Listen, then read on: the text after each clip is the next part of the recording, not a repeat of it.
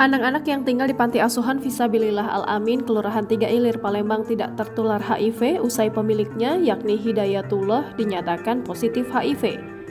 Hidayatullah kini resmi menjadi tersangka kasus penganiayaan terhadap anak-anak asuhnya di Yayasan Panti Asuhan yang ia dirikan dan sekarang masih ditahan di Polrestabes Palembang.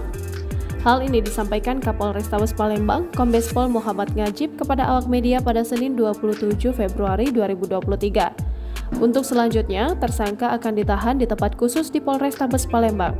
Pihaknya juga akan koordinasi dengan Dinas Kesehatan Kota Palembang. Ngajib juga mengungkapkan Polrestabes Palembang masih melakukan penyelidikan lebih lanjut untuk mengetahui apakah ada kekerasan seksual yang diterima oleh anak-anak panti asuhan. Dalam kasus ini ada 24 orang saksi yang telah diperiksa oleh polisi, meliputi anak-anak panti asuhan dan masyarakat sekitar. Ngajib juga mengungkapkan motif kekerasan yang dilakukan tersangka baik secara fisik maupun verbal. Dari 39 anak-anak panti asuhan, ada 18 anak yang menjadi korban kekerasan oleh Hidayatullah. Ia menambahkan terkait informasi bahwa tersangka mempunyai riwayat mengalami gangguan jiwa juga masih dalam penyelidikan, sebab pihaknya telah koordinasi dengan Rumah Sakit Caritas Palembang. Ada terjadi kekerasan seksual. Anak-anak yang dalam panti itu ada yang tertular HIV juga nggak, Bang? Kalau hasil pemeriksaan kemarin dari Rumah Sakit Bayangkara tidak ada.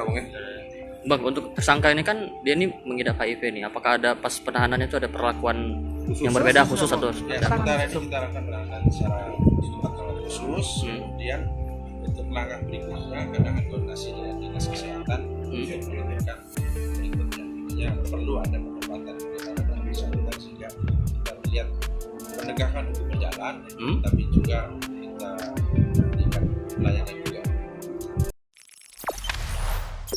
Jangan lupa subscribe, share, komen, dan like ya!